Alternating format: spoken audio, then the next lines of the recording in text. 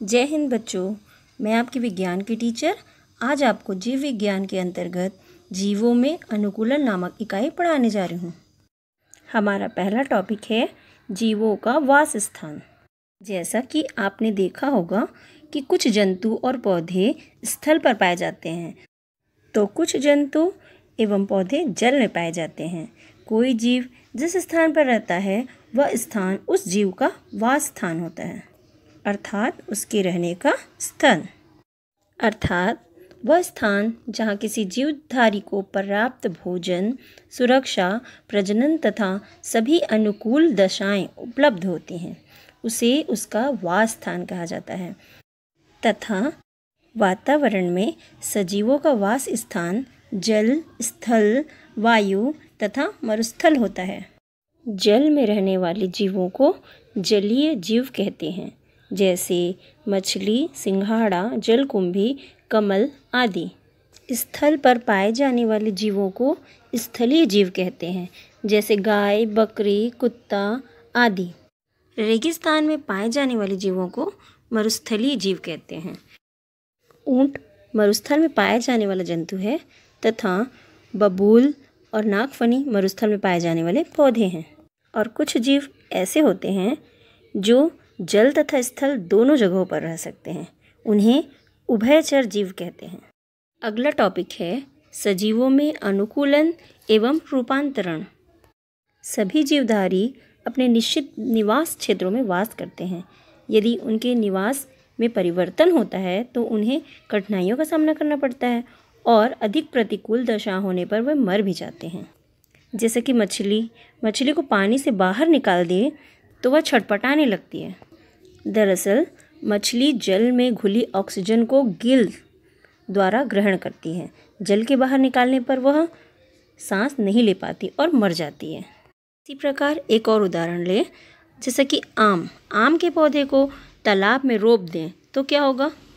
आम का पौधा पानी में सड़ जाता है, क्योंकि आम का पौधा पानी में श्वसन क्रिया नहीं कर पाता और पौधा समाप्त हो जाता है।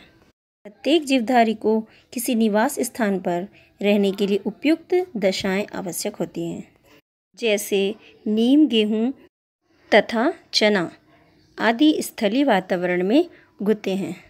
इसी प्रकार शेर व हिरण वन में, मछलियाँ जल में निवास करती हैं। जंतुओं में अथवा पौधों में जल में अथवा स्थल में रहने के लिए कुछ विशेष अनुकूलित लक्षण पाए जाते हैं। हम कह सकते हैं कि आकृति, आकार, रंग, रूप, संरचना तथा आवास संबंधी लक्षणों में ऐसा परिवर्तन जो सजीव को विशेष पर्यावरण में सफलतापूर्वक जीवित रहने में सहायक होता है, उसे अनुकूलन कहते हैं। जंतुओं तथा पौधों में जलीय, स्थलीय तथा वायवीय अनुकूलन की विशेषताएं होती हैं, जो निम्न हैं। पहला, जलीय अनुकूलन। आप सबने देखा होगा कि अधिक देर तक कपड़ा धोते समय हमारे हाथ और पैर की त्वचा सिकुड़ जाती है। क्या इसी प्रकार जल में रहने वाले जंतु जैसे मेढक, मछली, इनकी भी त्वचा हो जाती है? नहीं। हमारे हाथ तथा पैर की त्वचा इसलिए सिकुड़ जाती है क्योंकि हमारा शरीर पानी में रहने के लिए अनुकूलित नहीं होता, परंतु जलीय जीवधारियों का शरीर पानी में रहने के लिए अनुकूलित होता है। जलीय वातावरण में रहने के लिए शरीर को कुछ सुरक्षा की आवश्यकता होती है, जैसे जलीय जंतु मछली के शरीर पर जलरोधी शल्क पाए जाते हैं। इनमें सांस लेने के लिए गिल होते हैं और तैरने के लिए चपटे पख होते हैं। ये सभी लक्षण मछली के जल में तैरने, भोजन की तलाश तथा श्वसन के प्रति अनुकूल है। अब हम मेढक के बारे में जानते हैं। मेढक के पश्चपाद में पाद जाल होते हैं जो उसे जल में तैरने में सहायता करती है तथा उनकी लंबी मांसपेशियां उसे भूमि पर कूदने में सहायता करती है। इसके अतिरिक्त यह जल में त्वचा द्वारा तथा स्थल पर फेफड़ों द्वारा श्वसन करते हैं। इसी प्रकार जलीय पौधों में भी अनुकूलन होता है। पौधों का शरीर कोमल तथा कमजोर होता है। इनकी पत्तियां पतली, कटी फटी तथा तैरने की अवस्था में होती है। जलीय पौधों के सभी भागों पर जलरोधी मोम की परत पाई जाती है, जो इसको पानी में सड़ने से बचाती है। इन्हीं सब लक्षणों के कारण ये पौधे जलीय वातावरण में सफलतापूर्वक जीवन यापन करने में सक्षम होते हैं, जैसे सिंघाड़ा और हाइड्रिला। दूसरा है स्थलीय अनुकूलन।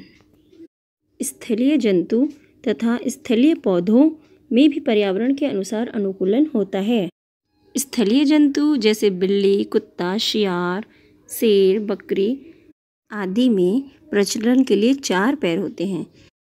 इनमें सांस लेने के लिए विकसित श्वसन तंत्र होते हैं। नीम, आम आदि स्थलीय वृक्ष हैं। अधिक जल में ये सूख जाते हैं। जैसा कि आप जानते हैं कि मरुस्थल में रहने वाले जंतुओं को विशेष परिस्थितियों का सामना करना पड़ता है, जैसे पानी की कमी, तेज धूप तथा गर्म बालू पर चलना। इस परिस्थितियों के समाधान हेतु मरुस्थलीय जंतुओं में जल संचय, अधिक बाल, लंबे पैर तथा गद्देदार तलवे होते हैं, जो रेगिस्तान में दौड़ने के लिए अनुकूलित होते हैं, जैसे ऊंट। मरुस्थलीय पादपों में अनुकूलन हेतु निम्नलिखित विशेषताएं होती हैं, जैसे नागफनी का पौधा।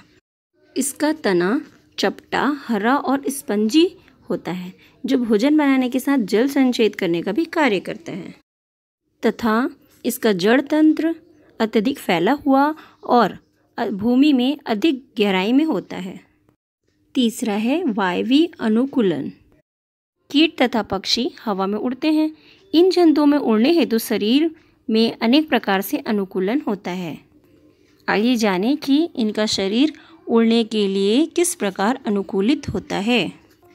जैसे कीटों का शरीर छोटा होता है और जब ये उड़ते हैं तो 2 जोड़ी पंख फैला लेते हैं, तथा इनके शरीर में श्वास रंध्र होते हैं, जिनसे शरीर में हवा भरती और निकलती है। इसी कारण इनका शरीर हल्का हो जाता है, जैसे तितली, मधुमक्खी आदि।